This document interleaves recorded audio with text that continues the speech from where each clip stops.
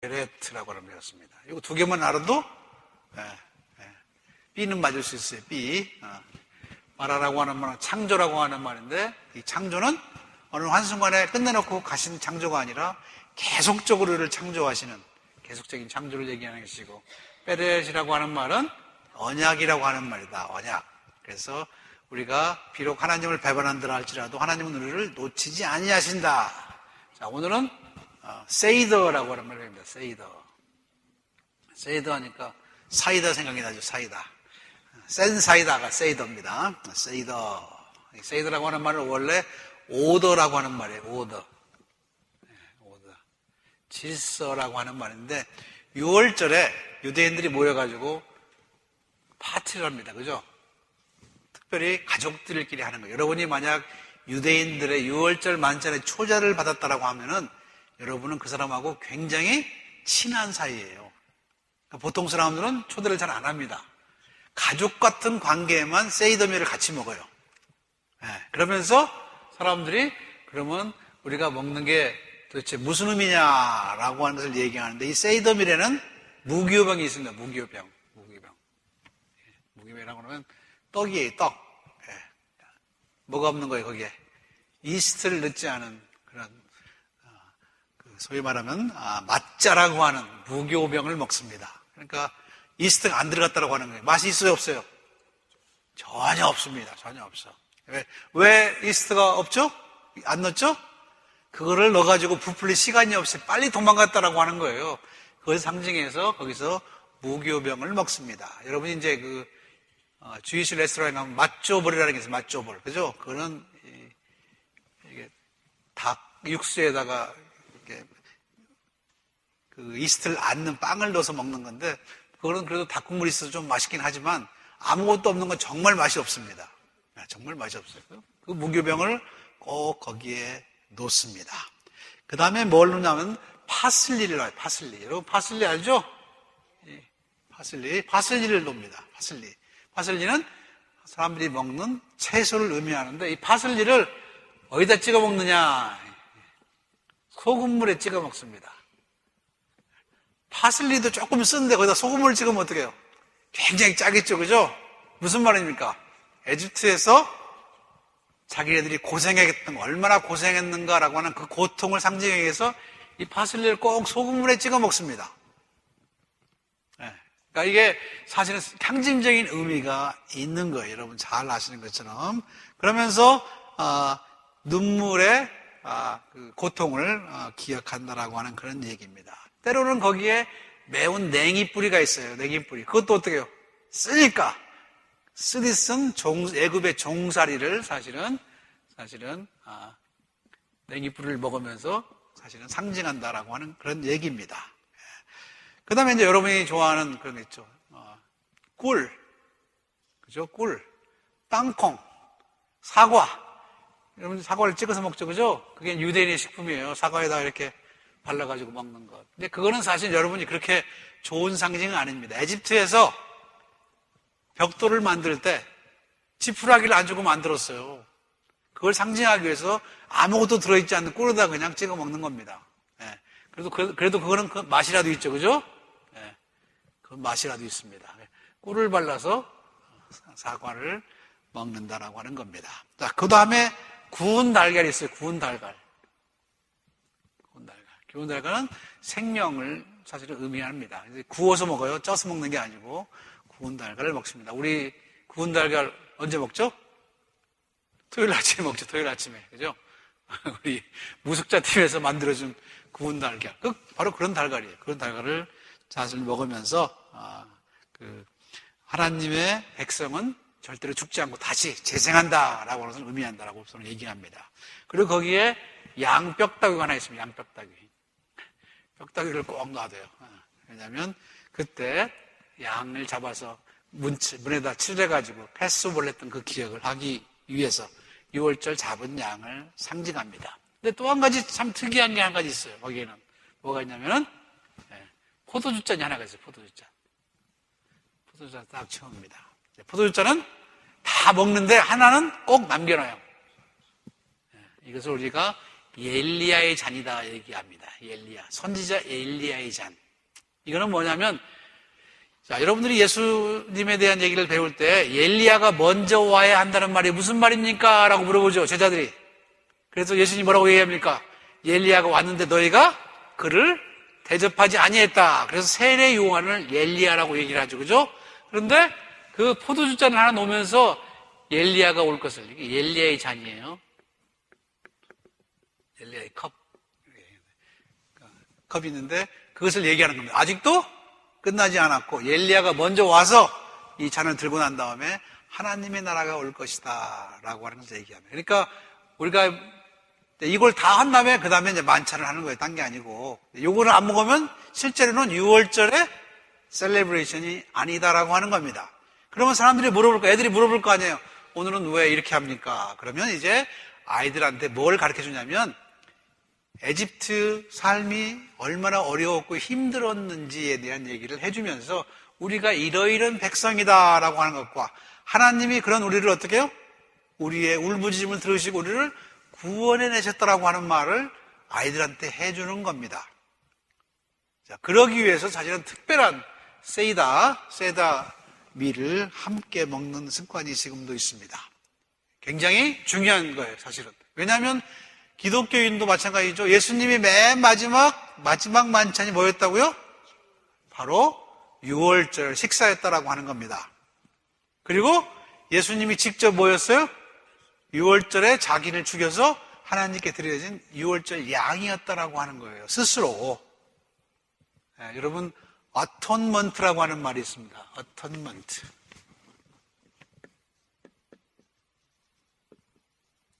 어톤먼트라는 말은 원래는 at one month예요. 네, 한 번에 드렸다라고 하는 거죠. 단번에 자기를 드림으로 말미암아 가장 마지막에 어떻게 해요? 네, 자기를 희생자물로 해서 희생을 했다는 얘기죠. 그죠? 어톤먼트. 어톤먼트가 바로 그런 말이에요. 하나님이, 예수께서 단번에 자기를 들여서 단 한 번으로 어떻게 해요? 모든 인류의 죄를 구속하셨다라고 하는 말이 어톤먼트예요, 사실은. 자, 이거 이제 그게 바로 6월절 양입니다. 여러분들이 우리가 찬양할 때 그러죠? 6월절 어린 양, Lamb of God 하는 이유가 바로 그거예요. 예수께서 6월절의 양이 되셔서 어떻게 해요?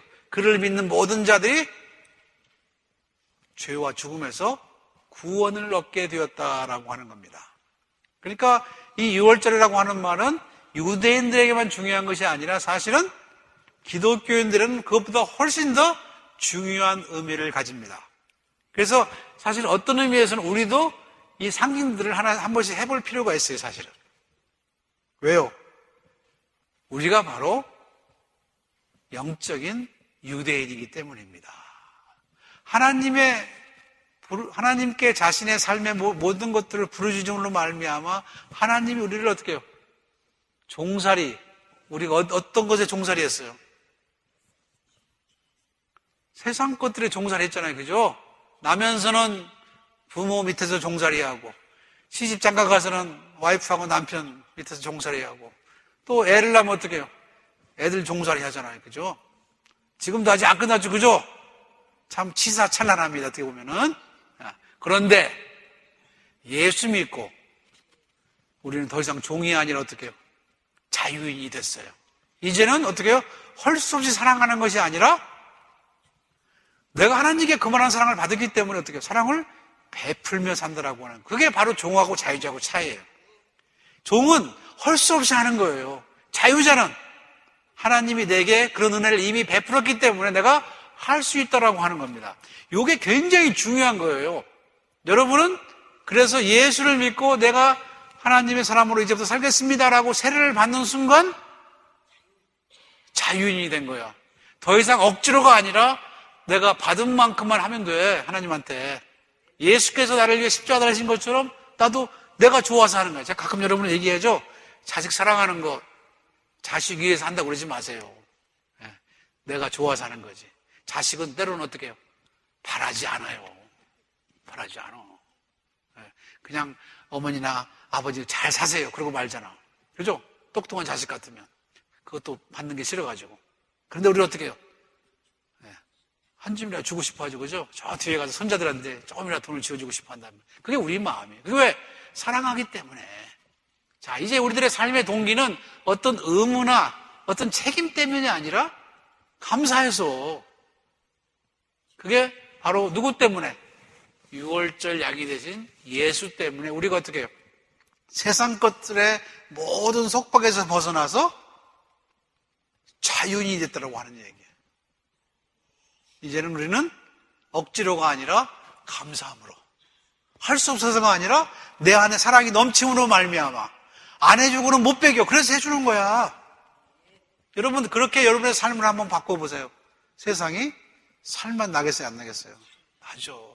한숨 쉬고 있을 필요가 없어. 한숨 쉴 때는 어떻게 해요? 할 수 없이 할 때는 한숨 쉽니다. 그죠? 그러나 내가 좋아서 할 때는 한숨 쉴 필요가 없어요. 자유스럽게 정말 내 마음에 우러나서 하는 그런 사랑을 우리가 할 수 있게 된 것도 전부 출애굽의 사건과 관련지어서 그렇게 생각하면은 이 사건 전체는 역사적으로 일어난 사건이면서 우리의 개인적으로 예수를 믿고 자유함을 입은 우리들의 인생의 사건이기도 해요. 자, 우리가 이 사건을 디바인 드라마라고 얘기합니다. 하나님이 쓴 드라마라고 얘기하는데, 우리도 만약 하나님을 믿고 예수를 영접하면 우리의 인생도 어떻게 해요? 디바인 드라마예요. 하나님이 쓰신 역사에, 그 전까지, 하나님을 알기 전까지는 잘해봤자 휴먼 드라마예요. 휴먼 드라마. 그죠? 우리 어떤 때 휴먼 드라마 얘기합니까? 돈을 많이 벌어가지고, 어렵게 벌어가지고 어떻게 해요? 남한테 탁 기사하면 어떻게 해요? 휴먼 드라마라고 얘기하죠? 저 사람은 정말 인류애가 뛰쳐난 사람이다. 그래도 그거는 휴먼 드라마밖에 안 돼. 사람이 쓴 거. 그런데 만약에 우리가 예수를 받아들이고 예수님의 사랑 때문에 그렇게 한다면 그때부터는 우리의 인생은 뭐예요? 네. 하나님이 쓰시는 드라마가 된 거예요. 디바인 드라마. 여러분은 여러분의 자서전을 쓸 게 아니라 디바인 드라마를 써야 돼, 나중에. 왜냐하면 휴먼 드라마를 쓴 여러분 오토바이오그래피라는 게 있습니다. 자서전. 순전 90%는 다 거짓말입니다. 왜요? 다 거짓말이에요. 자기 생각에 그렇죠. 자기 생각에. 그러니까 어떻게 해요? 자서전 쓰면 싸움만 나죠. 그죠? 아무리 기록으로 써도 어떻게 우리의 머리가 생각이, 어떤 사람들은 비디오로 찍어놓으면 되지. 여러분 비디오도 거짓말합니다. 여기 사진 찍어본 분들 아실 거예요. 사진사들 많죠. 우리 이건세 장로님 모셨어요? 네. 우리 이창 장로님. 사진 그거 진짜 아니에요. 찍는 사람에 따라서 어떻게 해요? 얼마든지 우리를 속일 수 있습니다. 믿지 마세요. 그거. 요즘은 더 못 믿어요. 그죠? 왜요? 뽀샵까지 하니까. 그게 사실이라고 자꾸 여러분 생각하는데 사실 아니에요. 그것도 다 그림자에 불과한 겁니다. 보는 사람 입장에서, 찍는 사람 입장에서 어떻게 해요? 얼마든지 다른 얘기를 쓸 수 있다고 하는 얘기예요. 자, 그러니 그건 전부 휴먼 드라마고 하나님이 쓰신 드라마. 그래서 예수 믿는 사람들이 쓴 자기 얘기는 어떻게 보면 재미가 없을지 모르지만은 그래도 거기에 뭐가 있어요? 하나님의 사랑과 은혜가 담겨 있어요. 그래서 우리가 그래서 읽을만 한 겁니다. 간증이 되는 거예요, 그게. 자, 그러니까 여러분들은 처음에는 우리가 비록 휴먼 드라마로 시작했을지 모르지만은 마지막은 디바인 드라마로 여러분의 인생을 만들고 하나님 앞에 갈 때 어떻게 해요? 기쁘게 갈 수 있어야 돼. 하나님, 제가 그래도 열심히 살았습니다. 다는 못했지만 열심히 살았습니다. 그러면 하나님은 어떻게 해요? 너는 왜 쟤보다 못 살았냐? 안 그러고, 그래, 착하고 충성된 종아. 그렇게 부를 거라고 하는 얘기예요. 그런데 그걸 가지고 어떻게 해요? 지 것인 것 마냥, 하나님 그걸 가지고 지 것인 것 마냥 계속 그렇게 자기만 위해 살다가 그렇게 간 사람은 휴먼 드라마를 쓸지는 모르지만은 절대로 디바인 드라마는 될 수가 없다라고 하는 얘기예요. 휴먼 드라마는 죽으면 끝나요. 디바인 드라마는 죽은 다음이 더 멋있습니다. 그래서 여러분이 작정하면 돼요. 휴먼 드라마로 끝날 것인가? 아니면 하나님하고 같은 사업을 하고 같이 얘기를 하면서 디바인 드라마로 앞으로 더 열린 그런 삶을 살 것인가? 네. 선택은 우리한테 달려 있습니다. 에집트에서 종으로 살 것인가? 아니면 나와서 비록 고생을 좀 많이 하지만 자유인으로 살 것인가? 그것도 똑같은 선택이었다라고 하는 얘기입니다. 그러나 그 선택이 결코 쉬운 건 아니었어요. 왜냐하면 자유에는 늘 뭐가 있어요? 우리가 치러야 할 대가가 있기 때문입니다. 자, 광야의 삶에서 힘들면 처음에는 원래 하나님은 어떻게 해요? 모세를 통해서 직접 들어가려고 그랬습니다. 원래는 들어가려고 그랬죠, 그죠? 들어가려고 해서 뭐예요? 정탐꾼을 보냅니다, 그죠? 근데 정탐꾼이 어떻게 해요? 2명 빼놓고는 거기 가면 우리 죽습니다 그럽니다. 그러니까 그러면 2사람만 빼고 다 죽어라. 그래서 38년을 어떻게 광야에서 삥삥 돌리는 거예요. 그래서 어떻게 해요? 그 1세대 2사람만 빼고 1세대를 전부 어떻게 거기서 죽인 다음에 새로운 세대를 가지고 가나안 땅에 들어가는 겁니다. 그럼에도 불구하고 가나안 땅에서 어떻게 해요? 하나님의 뜻을 다 못 이루네. 네. 그렇죠? 네. 참 보면은 우리가 아니라서 그런지 모르지만은 그 유대인들의 삶, 광야의 삶을 보면은 한심한 게 많은데 오늘 한심한 내용들을 조금 우리가 한번 살펴볼 필요가 있습니다. 자, 요셉이라고 하는 사람이 애굽의 총리가 돼가지고 가뭄에 많은 식량을 비축했다가 선정을 베풀었죠, 그죠? 애굽이라는 나라의 큰 나라의 총리가 돼가지고 그들을 어떻게 해요? 전부 잘 먹였습니다. 그런데 요셉이 있을 때는 좋았는데 요셉이 이제 죽고 나서 한 400년 정도가 되니까 유대인들, 이스라엘 사람들은 사실은 고센 땅이라고 하는 곳에 살았습니다. 고센 땅이라고 하는 것은 팔레스티나에서 에집트로 내려가는 길목에 있는 가장 중동에 가까운 그쪽이 땅이에요. 굉장히 비옥한 땅이었습니다. 원래 바로는 요셉의 그 친척들에게 들어와 살라라고 하는데 안 들어가요. 안 들어가. 다행히 안 들어가. 그래서 도망가기가 좋은 거죠. 그죠? 그래서 고센 땅에 살고 있었는데 유대인의 숫자가 너무 많아져. 그러니까 중앙정부에서는 어떻게 해요? 유대인이 두려운 거예요. 저것들이 너무 아이를 많이 낳아가지고 인구가 많아지기 때문에. 근데 그 당시에 에집트라는 나라가 워낙 어떻게 해요? 워낙 불안정했어요.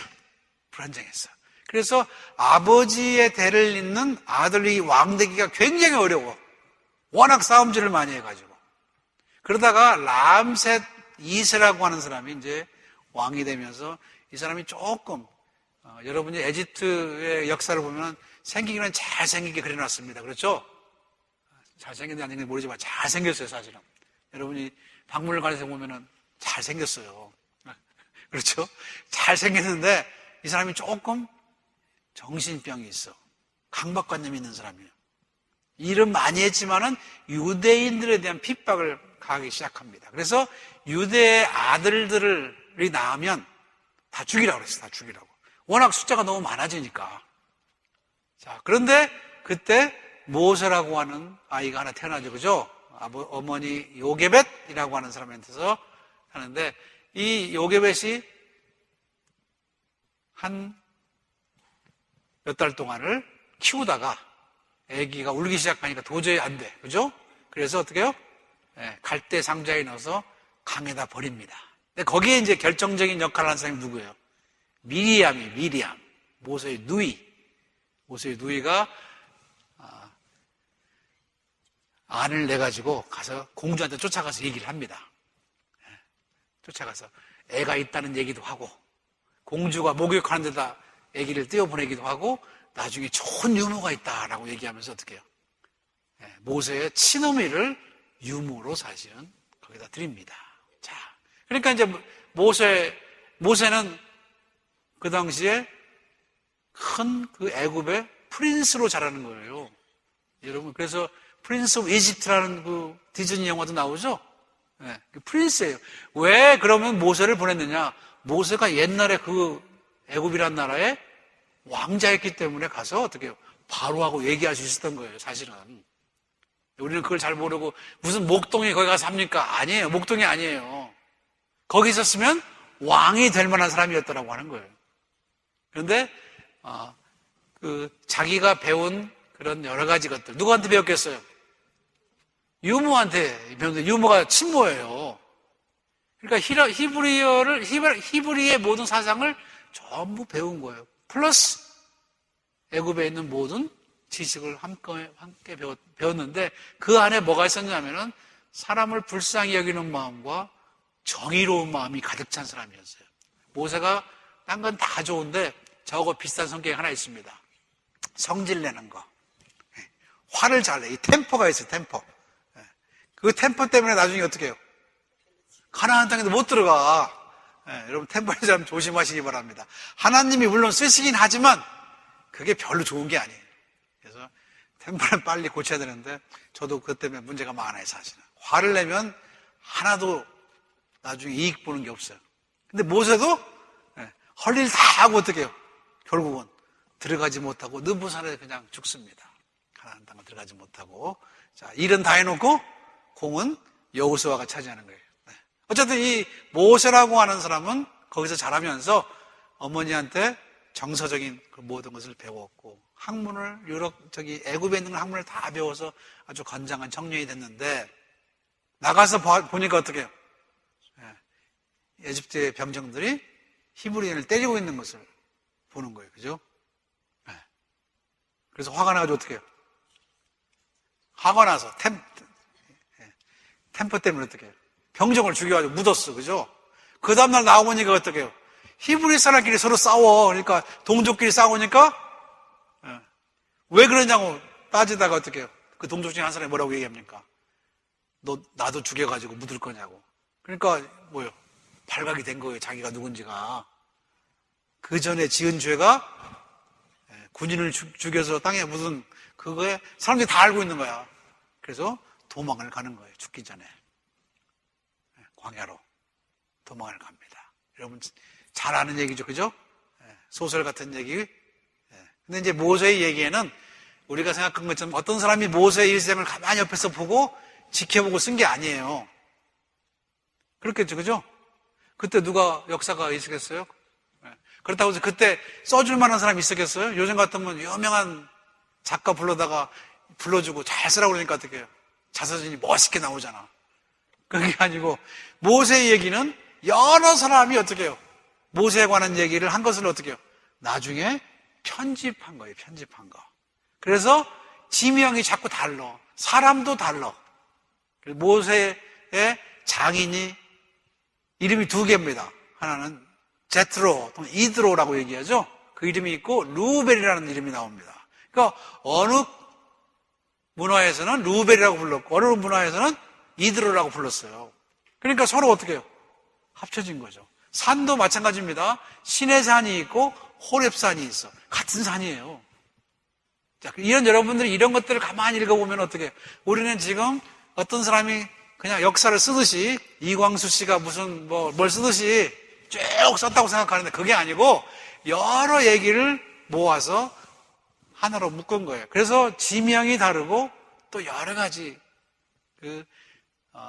사건들이 서로 보는 거에 따라서 차이가 납니다. 하나님도 조금 다르죠, 그죠? 하나님은 어디서는 여호와라고 부르고 어떤 데서는 어떤 데는 아돈나이라고 부른다라고 하는 거예요. 읽어보면은 원본을 읽어보면 그 다음에 여러분이 잘 아는 엘로힘이라고 하는 말도 있어요. 엘로힘. 이거는 여러분이 알아야 돼. 자, 모세가 이제 가가지고 양을 치잖아요, 양을. 그리고 이드로라고 하는 장인의 딸 십보라하고 결혼을 하잖아요. 그죠? 근데 이제 하나님이 부르시는 거예요. 어디서? 가시떨기나무, 불에 타지 않는 가시떨기나무에서 부르는 거예요. 그죠? 영화의 한 장면 같잖아요. 모세야, 모세야 부르잖아요. 그죠? 그래서 갑니다. 그러니까 신발을 벗으라. 이거 굉장히 중요한 말이에요. 신발을 벗으라. 라고 하는 말. 거룩한 곳이다라고 하는 거예요. 근데 아까 우리 집사람이 성체 읽으면서 그 십보라의 아들, 모세의 아들이 할례를 받지 않았기 때문에 모세를 죽이려고 그럽니다. 그게 이방 땅에 있을 때는 괜찮았어. 그런데 하나님의 땅으로 들어갈 때 어떻게 해요? 하나님도 우리가 제대로 우리를 정결하게 하지 않으면 죽인다고 하는 거예요. 죽이려고 한다는. 근데 그런 것들이 이제 성경에 여러 가지 얘기들이 한꺼번에 이렇게 모여서 쓰여 있어요. 그래서 이제 그런 것들을 여러분이 이제 보는데, 어쨌든 모세가 양을 치러 가는데 산 위에서 불이 나서 올라가 봤더니 가시떨건 나무에서 불이 나는데 나무가 타지를 않는 거예요. 그 모세를 부르는 하나님의 음성을 듣고 모세가 나갔더니 신발을 벗어라. 그러니까 모세가 물어봅니다. 뭐라고 얘기합니까? 당신이 누굽니까? 우리 그러죠. 제가 가끔 우리 애들한테도 그러는데 막 뛰어다니었으면 불러가지고 네 아버지 이름이 뭐냐고 물어봅니다. 여기 저희 가면 저희에서 가끔 네 아버지 이름이 뭐냐. 마찬가지로 모세가 당신이 누굽니까? 라고 물어보는 거예요. 자, 그게 문제는 뭐냐면 그때 우리는 이제 하나님의 이름을 야훼라고 얘기하죠. 내가 여호와다라고 얘기하는데 원래 그런 하나님의 이름을 가르쳐 준 게 아니에요. 옛날에 이름을 가르쳐 준다라고 하는 말은 이름을 아는 사람이 이름을 불리운 사람들을 어떻게 해요? 자기 마음대로 쓸 수 있는, 매니플레이션 할 수 있는, 영어로 매니플레이션 할 수 있는 그런 능력이 있다고 생각했어요. 이름을 가르쳐 주면 안 돼. 우리도 그러잖아요. 누구야 일 시키잖아요. 그죠? 이름을 모르면 일 못 시키잖아. 그런 것처럼 하나님의 이름을 물어보니까 하나님이 하시는 말씀이 나는 스스로 있는 자로다라고 얘기하는 거예요. 네가 감히 내 이름을 물어? 그 말이에요, 사실은. 그래서 야훼 이렇게 나옵니다. 그죠? 원래는 여러분이 그걸 읽어보면은 이게 원래는 스스로 있는 자라고 하는 말의 뜻인데 요게 소위 말하면 모험을 잊어버렸어요. 살아오면서. 성경이 내려오면서 모험을 잊어버렸어요. 왜 모험을 잊어버려? 안 쓰니까. 그래서 야훼라고 하는 말을 나오는 성경 본문을 읽을 때는 사람들은 전부 읽으면서 어떻게 해요? 나와가지고 이렇게 지나갔어. 감히 하나님의 이름을 얘기할 수 없었다고 하는 거예요. 그래서 모험이 없어지니까 이 글자가 4개가 남은 거예요. 이렇게 야훼라 YHWH란 말이 남습니다. 그래서 나중에 학자들이 여기다가 모험을 집어넣은 거예요. 집어넣는데 그냥 집어넣은 게 아니고 여기다 A를 넣고 E를 넣었어. 근데 A는 아돈나이라고 하는 말이에요. 아돈나이. 하나님의 다른 이름이에요. 또 하나는 엘로힘이라고 해요. 엘로힘. 그래서 A자, E자도 그냥 마음대로 넣은 게 아니고 하나님의 다른 이름에서 이름을 따와가지고 그래서 야훼라고 얘기합니다. 여러분 하나님이 뭡니까? 야훼 그러면 맞아요? 틀려요? 원래는 답이 아니에요. 정답이. 신학교에서는 절대 그렇게 안 물어봐요. 어디서 물어봐요? 주일학교에서는 물어보지. 그죠? 그러나 이거는 하나님의 이름이 아니고 여호와 하나님이라 그렇게 얘기합니다. 야훼라고 하는 말이 원래 정확한 말이고 그것이 번역되면서 여호와라고 됐어요. 그러면 제호바는 어디서 나왔느냐? 제호바는 조금 무식한 영국 사람들이 성경을 어디서 배워왔냐면 독일에서 배워왔어. 독일에서 J 발음이 뭐예요? Y 발음이죠. 그죠? 여호와라고 하는 말을 제호바 이렇게 읽은 거예요. 영어식으로. 지저스라고 하는 말도 원래 뭐예요? 예수라고 하는 말, 예수스라고 하는 말이 맞는 말인데 J자가 독일 사람들이 J로 쓰니까 영국 사람들 옆에서 보고 어떻게 해요? 지저스 이렇게 읽은 거예요. 그래서 지금 우리가 지저스가 된 거예요. 원래는 예수가 맞습니다. 제루살렘이 아니고 어떻게 해요? 예루살렘이 맞아요. 발음들이 전부 어떻게 영어 때문에 우리가 고생을 하는 거예요, 사실은. 그러니까 야훼가 원래 맞는 말인데 원래는 모음도 없었는데 모음을 나중에 집어넣어서 야훼가 됐다. 하나님의 이름은 야훼가 아니에요. 그분은 스스로 있는 분이라 우리가 이름을 감히 물을 수 없는 분이다라고 하는 얘기입니다. 모세는 계속 이름을 달라고 그러죠. 그죠? 내가 저기 내려가서 뭐라고 얘기할까요? 물어보잖아. 하나님은 계속 어떻게 해요? 나는 스스로 있는 자니라 그 말밖에 안 해요. 내가 처음부터 끝까지 세상을 창조했고 모든 것이 내 권한을 따르는 그 말만 하고 있는 거예요. I am the I am 그 말이 이게. 나는 스스로 있는 자니라. 네가 내 이름을 부를 만한 자격이 없다라고 사실은 얘기를 하는 겁니다. 근데 이제 성경을 읽으면서 우리가 가장 이제 기억해야 될 것은 성경의 이름에는 뜻이 들어있어요. 예를 들어서 모세라고 하는 말도 사실은 에집트의 용어로는 애라는 말이야. 애기, 아이라고 하는 말이야. 바로의 공주가 어떻게 해요? 목욕하다가 애를 얻었으니까 모세라고 했는데 히브리어로는 어떻게 해요? 물에서 건져냈다라고 하는 뜻이에요. 근데 물에서 건져냈다라고 하는 말이 모세를 건져낸 것뿐만 아니라 이스라엘 백성을 건져낸 것도 그 모세라고 하는 말을 써진다고 하는 겁니다. 그러니까 성경에 또 그 글자만, 성경에 나오는 단어만 공부하는 사람들이 또 있어요. 그것만 공부하는 사람이 따로 있어요. 그거 공부해가지고 PhD 받은 사람도 많아요. 근데 나중에 제가 가끔 농담으로 얘기합니다. 예수님이 와서 다 가르쳐주면 어떡 해요? PhD 뛸 사람 많아. 거짓말. 잘못 연구해가지고 어떡 해요? 추측해가지고 한 사람들 전부 PhD 뛰어야 돼. 가끔 제가 농담으로 얘기하는데 그런 것들이 사실은 많습니다. 그래서 성경의 숫자나 이름이나 라고 하는 것들은 굉장히 중요한 의미를 가집니다. 그것이 어떻게 성경 해석의 가장 중요한 어떤 키를 우리에게 제공할 수 있다라고 하는 그런 얘기입니다. 여러분 교재에 보면은 라암셋이라고 하는 사람 얼굴이 나오죠? 멋지게 나옵니다. 지난번에 우리 어디 갔을 때 박물관에서 보셨죠? 잘생겼잖아요. 누가 찍어 만들었는지 모르지만 하여튼 나는 스스로 있는 자니라 라고 하는 그런 얘기. 참 모세라고 하는 사람의 부르심도 우리가 한번 생각해 볼 필요가 있어요. 그죠? 자, 모세는 말을 좀 더듬는 사람이었다라고 얘기를 합니다. 그래서 하나님이 부르셨을 때 나는 말이 어눌한 자입니다. 여러분 걱정하지 마세요. 모세도 그랬습니다. 말이 어눌하다고 지도자가 될 수 없는 건 아니에요. 그래서 어떻게 해요? 아론이라고 하는 자기 형을 데리고 가는데 하나님이 명령했을 때 꼭 무슨 조건을 걸고 누구를 데리고 가면 그 사람이 꼭 화근이 돼. 그렇죠? 그래서 아론이 어떻게 해요? 나중에 금송아지를 만드는데 결정적인 역할을 하죠. 그죠? 아브라함한테 너 아비 친척집을 떠나 내가 지시한 땅으로 가라 그랬더니 어떻게 해요? 혼자 안 가고 롯을 데리고 가서도 문제가 생기잖아요. 그죠? 그런 것처럼 하나님이 우리들에게 뭔가를 부르실 때는 그냥 제가 여기 있습니다라고 하면 좋은데 우리는 꼭 물어보면 쟤는 어떻게 해요? 우리 신앙생활에도 문제가 많아요. 그죠? 하나님 앞에 충성하라고 하면 네 그러면 되지. 쟤는요?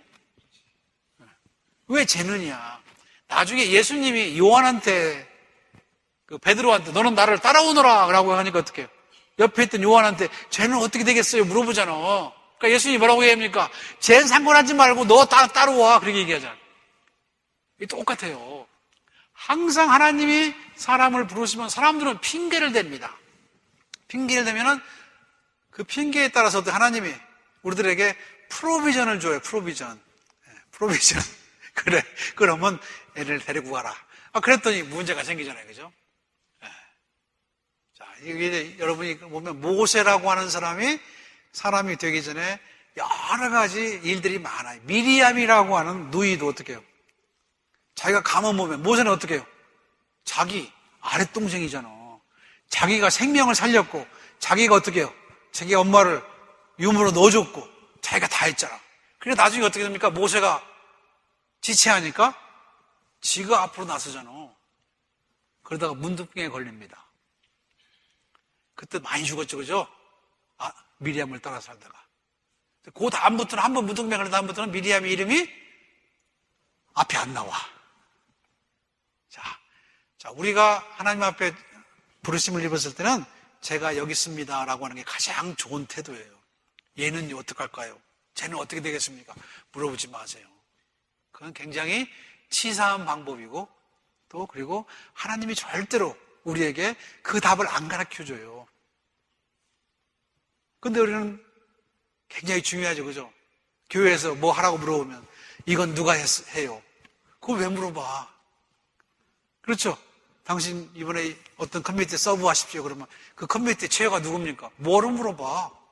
자기가 하겠습니다, 안 하겠습니다 얘기하면 되지. 예. 판나라, 콩나라를 자기가 다 결정하려고 그래. 그리고 마음에 안 들면 어떡해요? 나도 안 하겠다. 그런 게 아니에요. 교회 일은. 하나님의 부르심은 그런 건데, 이 모세와 아론에게도 이 아론 때문에 문제가 굉장히 많습니다. 언제까지? 아론의 자식들까지도 나중에 모세의 속을 썩여요. 사실은 여러분 읽어보시면 알겠지만. 성경은 그것을 어떻게 해요? 다 적어놔, 거기다가. 왜요? 배우라고. 근데 우리는 아직도 못 배우고 있어요. 그죠? 그래서 어떻게 해요? 예수 믿기 참 힘들다고 얘기합니다. 어디 가면. 저 사람들 때문에 예수 믿기 힘들어. 그런 게 어디 있습니까? 예수님의 부름 받았을 때 여러분 같이 무슨 쌍으로 안수받고 서원했습니까? 안 그렇잖아요. 근데 우리는 자꾸 어떻게 해요? 쟤는 안 그런데요. 나한테만 그러세요. Why me?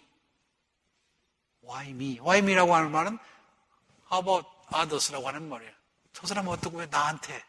근데 성경에서 우리에게 가르쳐주는 하나님의 부르심을 받는 마음은 Why not me예요. 그 사람이 어떻게 해요? 그 사람이 제대로 된 사람이에요. Why not me? 무슨 일이 있을 때 어떻게 해요? Why not me? 그러고 나서야 되는데 우리는 Why me? 그래서 자꾸 빼잖아요. 그게 이제 모세부터 시작합니다. 여러분이 성경을 보시면 대부분의 선지자들이 다 그래요. 그죠? 이유가 많습니다. 이사야 선지자, Here I am, 제가 여기 있습니다 라고 한 사람도 처음에는 어떻게 얘기합니까? 나는 입술이 부정한 자라. 그러니까 어떻게 해요? 하나님이 숯불을 지지잖아, 입을. 이유가 많아. 예레미야요? 훌륭한 선지자입니다. 부를 때 뭐라고 얘기합니까? 나는 너무 어려가지고 안 돼요. 그러면 하나님이 나이도 모르고 불렀나? 여러분 걱정하지 마세요. 하나님이 다 알고 불렀어요. 근데 우리들에게는 너무 많은 이유가 있는데 그것들이 전부 삶의 문제를 가져오게 된다라고 하는 그런 얘기입니다. 또 한 가지 이제 여러분이 여기 책에서 나오는 얘기 중에 하나님이 바로의 마음을 강팍하게 했다. 요거는 여러분들이 나중에 사실은 그 일을 생각하면서 그렇게 했다라고 생각하는 거지, 그 당시에 그렇게 해서 바로가 말을 안 들었다라고 하는 말을 해석하면 성경을 거꾸로 읽는 거예요. 거꾸로. 여러분 성경은 사건이 다 일어난 다음에 뒤에서 리플렉트해서 쓴 거지 그때마다 적어놓은 게 아니에요. 그걸 기억해야 됩니다. 그래서 하나님이 그들의 마음을 강팍케 하셨다라고 하는 것, 그걸 얘기로, 그러면 바로가 무슨 죄가 있어? 하나님이 저를 강팍케 마음 주셨기 때문에 그가 계속 죄를 졌는데 바로는 죄 없잖아. 왜 바로 아들까지 죽여? 그렇게 말하는 사람이 있을 겁니다. 그러나 그런 게 아니고 사실 우리가 하나님 앞에 첫 번째 하나님의 부르심에 순종을 못하면 그 다음엔 더 힘들어요. 그 다음에는 더 힘들고 그 다음엔 더 힘들고. 그리고 사실은 거기에 나와 있는 10가지 재앙이라고 하는 것은 에집트에 있던 우상들입니다. 전부. 개구리, 메뚜기, 이게 다 우상들이에요. 그러니까 어떻게 해요? 하나님의 심판은 어차피 모든 우상을 전부 잡을 때까지 어떻게 해요? 안 끝나. 이미 예정하신 거야. 10번째 아들을 죽이는 재앙까지. 그래서 그 상징들이 굉장히 재밌는 상징들이에요. 그냥 모세 영화에서 보면서 저런 일이 어떻게 있어, 그게 아니고 그게 전부 뭐냐면 파리, 이게 전부 에집트에 있었던 우상들이에요. 그 우상들을 하나님이 전부 어떻게 해요? 없애시는 그런 모습들을 얘기하면서 하나님은 모든 우상 위에 뛰어난 하나님이라는 것을 증명하려고 했다는 사실 여러분이 기억하시기 바랍니다. 그러니까 신학적인 입장은 그런 거예요. 하나님이 바로의 마음을 강팍하게 했기 때문에 하나님이 책임이다, 그렇게 얘기하는 것이 아니고, 일단 우리에게 주어진 자유의지를 가지고 우리가 하나님 앞에 불순하기 시작하면 어떻게 해요? 우리는 계속 엇나갑니다. 처음이 잘못되면 계속 엇나가게 돼 있어요. 그죠? 그걸 여러분이 이 바로에게서 배우는 것이 사실은 중요합니다. 반항하는 마음 가지는 것, 바로 그런 거예요. 그래서 때로 우리들에게는 하나님 앞에 순수하게 자기 자신을 얘기하는 것이 굉장히 중요한 것이라는 사실을 여러분 기억하시기 바랍니다. 자, 문제는 그 다음에 나오는 자유의 대가라고 하는 얘기가 나오죠. 자유를 얻으려면 그만한 값을 치러야 된다. 자, 처음에는 이제 이스라엘 백성들이 나와가지고 뭐 강을 건너고 바로의 군대를 피하고 잘 살았죠, 그죠? 그러다가 어떻게 해요? 가나안 땅에 들어가다 못 들어간 다음부터는 그때부터는 이제 모든 것이 전부 불평과 불만으로 가득합니다. 왜요? 시간이 길어지니까. 그죠? 그러면서 하나님 앞에 불평을 하는 거죠. 하나님과 하나님의 종이었던 모세한테 불평을 하는 거예요. 우리를 여기서 굶어 죽이려고 하느냐. 굶어 죽이려고 하느냐. 자, 이제 이게 문제가 생기기 시작한 거예요. 그러면서 하는 말이 어떻게 해요? 생각한 게 옛날 에집트에서 어떻게 해요? 고기 먹던 생각이 나는 거야. 그죠? 근데 북한에서 고기 먹는 것처럼 바로의 생일 때는 한 번씩 고기를 먹었답니다. 그때도. 그런데 고기가 없으니까 어떻게 해요? 자기가 맨날 고기 먹던 사람이었던 것처럼 고기 생각이 나는 거야. 그래서 하나님이 어떻게 해요? 고기를 갖다 주죠? 얼마 때까지 다 줘요? 입에서 냄새가 날 때까지. 우리 하나님도 참 재밌으신 분이에요. 그죠? 한번 먹어봐라, 이게. 그래서 입에서 냄새 날 때까지 먹이는 거예요. 그럼 또 만나라는 건 뭐냐? 만나는 상징적인 의미도 있지만은 사실은 그 당시에 이제 요즘 이제 학자들이 얘기하기를 그 당시에 이슬에 맺혀지는 그런 맛있는 과일 같은 게 있었답니다. 그래서 그 하얗게 묻은 과일들이 있었는데 해가 나면 어떻게 해요? 녹아서 없어지는 거예요, 그냥. 허니같이 이렇게 나무에만 내려지는 그런 과자 같은 게 만나라고 하는 말은 이게 뭐냐라는 뜻입니다. 그래서 해가 나면 없어지고 빨리 거두어서 먹어야죠, 그죠? 그리고 하루 이상 먹을 걸 갖다 놓으면 어떻게 해요? 썩었다고 얘기합니다. 그럼에도 불구하고 전생에 가면 다 먹지도 못하는데 어떻게 해요? 많이 거두다가 썩힌 사람이 많답니다. 근데 그거는 욕심 부리지 말아라. 근데 금요일 안식일 전날은 2배를 거뒀는데 썩지 않았다. 거기도 안식일이 하나님이 축복하신 날이라고 하는 그런 강조점이 거기 들어있어요. 그러니까 안식일이라고 하는 것은 그 근동의 다른 어떤 종교나 민족들이 가지지 않은 풍습이에요. 안식일이라고 하는 것은 유대인들만 가진 독특한 문화고 독특한 그들만의 종교 형태였다라고 하는 거예요. 그러니까 안식일에 대한 것은 아무 물건을 찾아봐도 안 나와. 성경밖에 없어. 다른 모든 것들은 전부 다른 전기에 나오는데 이 7일을 지켰다라고 하는 이 말은, 안식일을 지켰다라고 하는 말은 유대인들만이 가지고 있는 고유한 거예요. 그러니까 그만큼 유대인들, 또 유대인들이 들으려는 우리 주디오 크리스찬들에게 굉장히 중요한 게 바로 주일을 지키는 거예요. 하나님을 기억하고 주일을 지키는 거. 이거는 여러분 그래서 바꿀 수가 없어요. 어떤 사람들 그렇게 얘기합니다. 주일날 바쁘니까 금요일 날이나 토요일 날 예배 드리고 주일날 놀러 가게 하면 어떻습니까? 일 많이 하는 사람들. 그러고 싶은 마음이 있지만 미안하지만 그건 못 바꿔요. 그거는. 왜요? 그건 양보할 수 없는 거예요, 사실은. 하나님이 정하신 거기 때문에 양보할 수 없다라고 하는 거예요. 그래서 옛날에 한때 그 교회 성장학자들이 금요 예배나 토요 예배를 이 주일 대신해서 한 적이 있어요. 한때.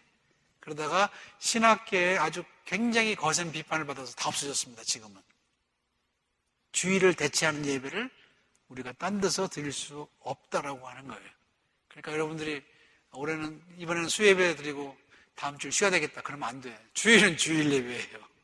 어떤 것과도 바꿀 수 없다라고 하는 거죠. 그게 이제 유대인들이 가지고 있는 독특한 신앙 형태 중에 하나였다라고 하는 건데, 어쨌든 이 출애굽의 얘기에서 배워야 될 것이 뭐냐면은 하나님은 언제나 약자 편에 서신다라고 하는 겁니다.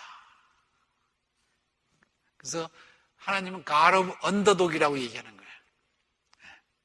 하나님은 강자 편에 서신 적이 별로 없어요. 여러분이 나중에 기독교 역사를 공부하다 보면은 컨스탄틴 대제가 컨스탄티노플에서 기독교를 국교로 한 것이 기독교 역사의 가장 슬픈 일이었다라고 얘기를 합니다. 왜냐하면 그때부터 기독교가 누구를 옹호하기 시작했어요? 가진 자들을. 근데 그것이 기독교의 원래 개념하고 위배된다라고 하는 거예요. 기독교는 늘 세상에서 고통받고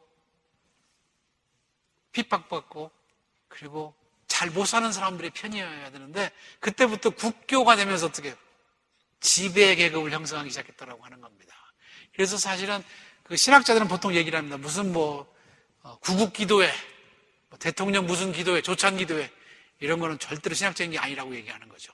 차라리 세상에서 가장 힘든 사람들 편에 있거나 푸대접 받는 사람들의 편에 서는 것이 기독교의 원래 근본이다라고 얘기를 한다라고 하는 거예요. 그런 면에서 기독교는 가난하고 헐벗고 문제 많은 사람들, 아픈 사람들, 고생하는 사람들의 편에 서 있는 하나님. 그래서 모든 것이 어떻게 해요? 정의가 회복돼야 돼. 자, 정의. 자, 우리가 이제 세 가지를 배워야 됩니다. 세 가지. 정의와 의와 자비를 배워야 돼. 이 세 가지가 하나님이 우리한테 원하시는 거예요. 자, 저하고 성경 공부를 한 사람은 이게 알 거예요. 그죠? 정의는 공평의 문제예요. 공평. 얼마나 공평하냐. 얼마나 페어하냐라고 하는 거예요. 모든 사람에게 똑같으냐라고 하는 거예요. 그 다음에 의의 문제 있습니다. 의. 의라고 하는 것은 관계의 문제예요. 관계. 자비라고 하는 것은 우리가 얘기한 것처럼 영어로는 compassion이라고 얘기를 합니다. 누구에게 불쌍한 마음을 가지는 것. 또는 연민이다. 보통 그렇게 얘기도 하지만은 자비라고 하는 겁니다. 이 세 가지를 우리가 항상 마음에 두고 판단을 하는 것이 중요합니다. 그래서 제가 요거를 자꾸 잊어버리기 때문에 제가 사과를 하나 그래요. 사과. 기억나요? 꼭 사과만 그러는 사람이 있죠. 뭔 뜻인지 모르고. 네, 사과. 여러분이 사과 기억해야 돼, 사과. 자, 사과를 제가 가지고 와서 여러분의 숫자만큼 80개를 제가 사과를 가져와서 하나씩 다 나누어주면 그거는 공평한 거예요. 그죠? 모든 사람이 똑같이 나눠주면. 자, 그리고 다 먹으라고 공평한 거죠. 근데 저녁 먹고 온 사람은 어떻게 해요? 안 먹어도 되고 저녁을 안 먹은 사람은 2개 먹으십시오. 그 사람과의 관계를 생각해서 어떻게 해요? 그 사람의 사정을 고려해서 어떤 사람은 2개 먹어도 되고 어떤 사람은 하나 먹어도 됩니다. 라고 하는 것은 뭐예요? righteousness예요. 의의 문제예요. 자, 하나님은 이게 굉장히 중요해요. righteousness가. 그래서 가난하고 힘든 사람한테는 어떻게 해요? 그만큼 올려줘야 되는 것이고 그렇지 못한 사람은 내려야 돼. 그렇잖아요. 그래서 저울이 형평성을 가져야 돼. 하나님이 제일 싫어하는 게 뭐냐면은 저울추를 숙이는 거다라고 해요. 저울추. 그래서 내가 아는 사람이라고 더 지어주고 내가 모르는 사람이라고 해서 속이려 드는 건 이것은 돌로 맞아 죽을 병이에요. 죽을 죄예요, 사실은. 왜? 공평과 의를 저버렸기 때문에. 자, 그래서 이제 알겠죠? 이거는 하나씩 다 먹는 것. 이건 어떻게 해요? 배고픈 사람은 2개 먹고 배부른 사람은 안 먹어도 돼. 그게 의야. 자비는 뭐냐? 자비. 나도 배가 고파. 나도 배가 고픈데 저 사람 어제부터 안 먹었어. 그래서 내 것을 주는 거야. 이게 예수님한테 있는 거야. 컴패션이라고 하는 게. 이 말이 어디 나오냐면은 광야에서 5,000명이 헤맬 때 어떻게 해요? 저들을 어떻게 먹일까라고 얘기하니까 어떻게 해요? 제자들이 돌려보내서 먹이자라고 하는데 그때 예수님이 가진 마음이 컴패션이에요. 저들을 어디로 가서 저 사람들을 다 먹게 하랴? 니들이 줘라. 그게 컴패션이에요. 그러니까 여기까지는 어떻게 해요? 유대인들이 했던 거예요. 크리스찬은 여기까지 가야 된다고 하는 거예요. 그게 희생이야. 여러분 이걸 기억해야 돼요. 만약에 따지고 그런 거 다 좋아. 근데 마지막에 자비가 없으면 그 사람은 아직 온전치 못한 거예요. 셋 중에 하나라도 빠지면 어떻게 해요? 상이 기울듯이 기울어져요. 의와 정의와 자비. 사과 그려놓으세요. 마지막 시험 문제 나옵니다. 사과만 딱 그려놓지 말고 해석을 할 줄 알아야죠. 그죠? 모든 사람에게 공평하게 나눠주는 것. 그거는 정의야. 그죠? 그러나 사람들의 사정을 봐서 그 사람이 맞게 해주는 건 의야. 그런데 내 것을 내어서 배고픈 사람을 더 먹이는 것, 그건 자비예요. Justice, righteousness, compassion. 예수 믿는 사람은 요게 있어야 돼. 근데 사실은 이 compassion이라고 하는 게 구약에서는 잘 안 보여. 네. 구약에서는 안 보입니다. 어디서 보이느냐? 나중에 선지자서에 보면 컴패션이 많이 나옵니다.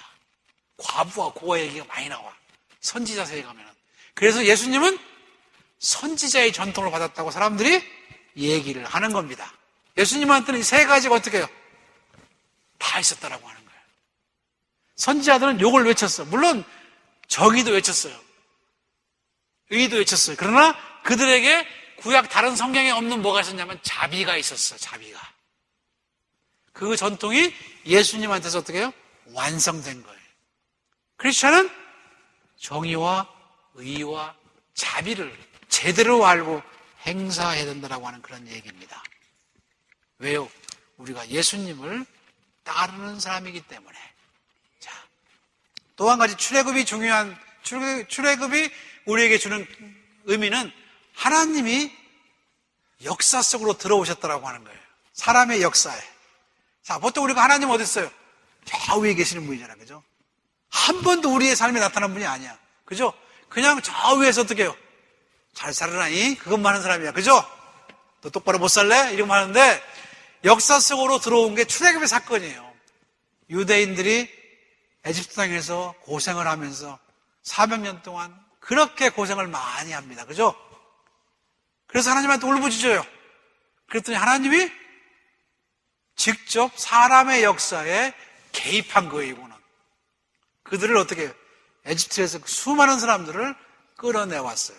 자, 그럼 끌어내왔을 때 보통 사람들은 그럼 거기 살던 유대인들만 따라왔느냐? 아니에요.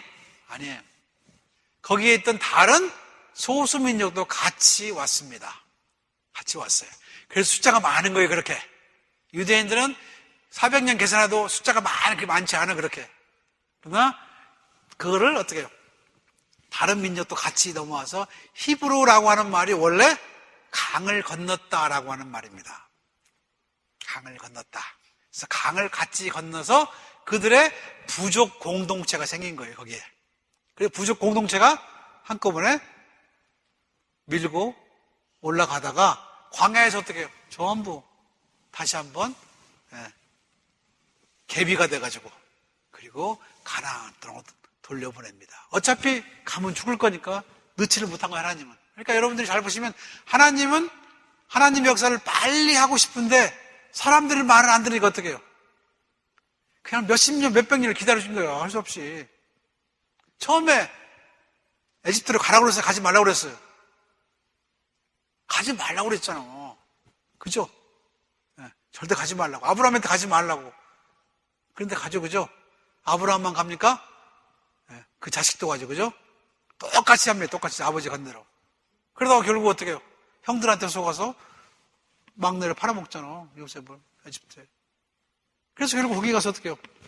하지 말란 짓 하니까 거기 가서 종로로 타다가 울부짖으니까 또 꺼내주는 거예요, 다시. 자, 출애굽의 역사는 사실은 하나님이 우리를 버리시지 못하고 어쩔 수 없어 하시는 모습을 우리들에게 보여줍니다. 가끔 우리는 그렇게 생각합니다. 하나님은 왜 이렇게 무정하실까? 무정한 게 아니고 하나님이 우리를 어쩔 줄 하세요. 그냥 가나안 땅에 집어넣으면 어떻게 해요? 요건 금방 죽어서 없어버릴 것 같고. 그래서 어떻게 해요? 그들을 강하게 하시는 거예요. 그들을 훈련시키는 거예요. 그래서 어떻게 해요?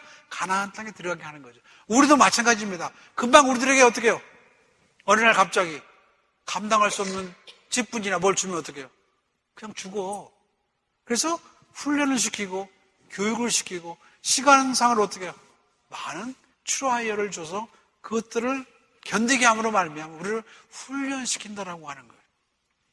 그래서 금방 어떻게 할 수 있는 게 아니고 누구든지 훈련을 받고 시간이 지남에 따라서 원숙해지고 그래서 하나님의 종으로 사용되는 모습을 우리가 볼 수 있다라고 하는 그런 얘기입니다. 자, 문제는 뭐냐면 그 하나님이 과연 우리에게 지금 무엇을 원하시냐라고 하는 겁니다. 하나님은 뭘 원하실까요? 출애굽의 눈으로 볼 때는 세상에서 억압받고 차별받는 모든 사람들을 자유하게 만드는 것을 우리한테 합니다. 그걸 원해요, 사실은. 우리를 그렇게 하셨으니까. 그러니까 우리는 끊임없이 어떻게 해요? 억압 구조, 핍박 구조를 타개해야 돼. 안 되면 안 됩니다. 틀리면 틀렸습니다라고 해야 되는데 요즘 한국 같은 경우는 어떻게 해요? 많은 기독교 지도자들이 정부 편에 서가지고 어떻게 해요?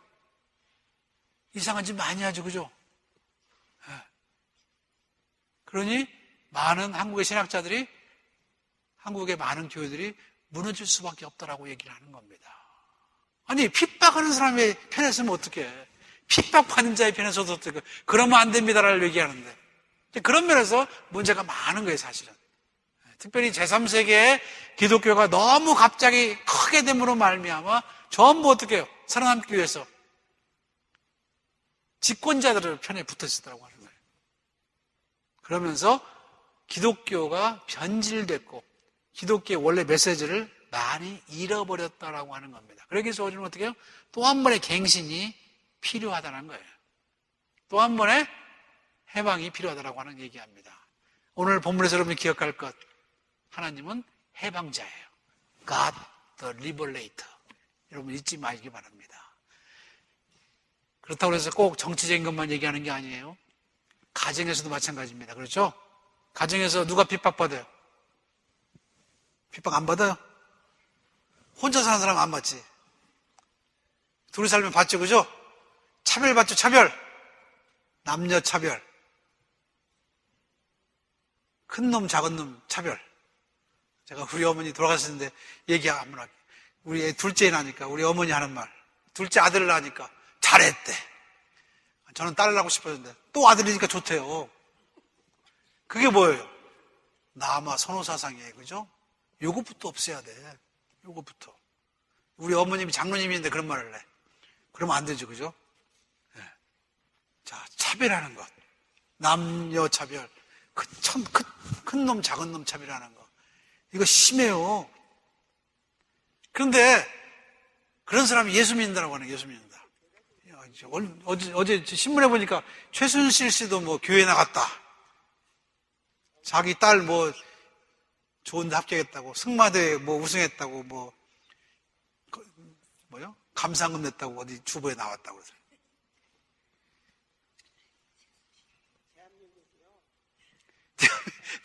자, 대한민국은 대한민국 사람들이 하면 되고, 우리는 우리 가정부터 핍박받고 억압 구조가 있다고 하는 여러분 하루빨리 어떻게 해요?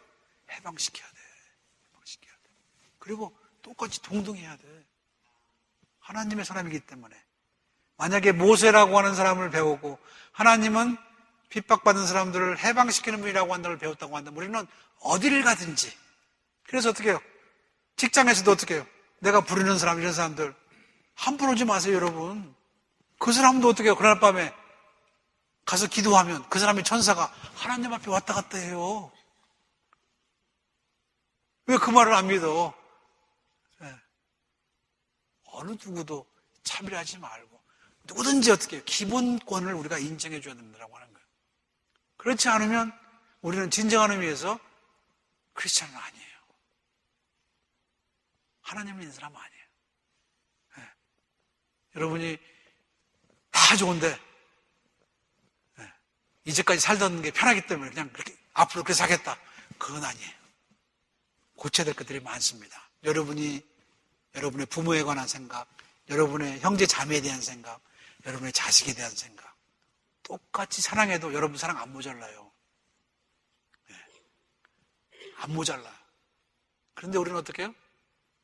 그냥 그 중에서 큰 놈, 그죠? 요즘 별로 돈도 안 받으면서 큰 놈 생각해봐요. 네. 하나님이라면 어떻게 해요? 그 중에 모자란 놈, 그죠? 네. 나 없으면 살기 어려운 놈, 거기에 마음이 가죠. 그게 정상이에요. 왜? 컴패션이 있기 때문에. 우리도 그렇게 살아야 돼. 우리 집안에서 가장 힘든 사람이 누구예요? 그 사람 편에 서줘야지. 네. 세상 살면서 누가 가장 힘들어? 왕따 당하는 사람. 세상에서 네. 살 어떤 도구가 없는 사람들 있잖아요. 물론 뭐 게을러서 그런 것도 있어요. 공부 안 해가지고. 그렇다고 해서 계속 공부 안 해서도 그렇다고 그럴 거예요? 아니에요. 죽기 전에 살 길을 마련해 줘야죠. 그런 것들이 다 우리가 하나님을 대신해서 하는 거다라고 하는 얘기입니다. 물론 그렇게 하면은 내가 손해봐야 돼. 희생도 해야 돼. 그러나 그럼에도 불구하고 하나님이 우리를 자유했기 때문에 우리는 그렇게 해야 돼. 그러니까 여러분, 제가 이제 성경 공부하신 분들 말씀드리는데 절대 우리는 차별하지 말자고요. 집에서도, 교회에서도, 남녀 차별, 나이 차별, 그죠? 성차별. 네.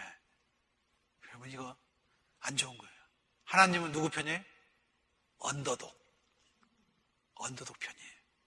그래서 우리는 그 모든 우리를 억압하는 사회적인 관습이나 그런 것들로부터 그런 것들을 전부 어떻게 해요? 다 벽을 무너뜨려야 돼.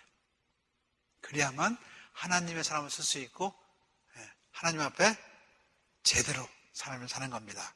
맨 마지막 페이지 유대인들의 시더에 쓰여있는 본문이 나옵니다. 인간의 고난이 있는 곳에마다 유대인은 눈물을 흘리기 때문에 나는 유대인이다. 인간의 절망의 소리가 들려올 때마다 유대인은 희망을 가지기에 나는 유대인이다. 굉장히 중요한 말입니다. 우리는 어디를 가나 누구하고 하게 돼요? 고난받는 사람들하고 함께 해야 돼.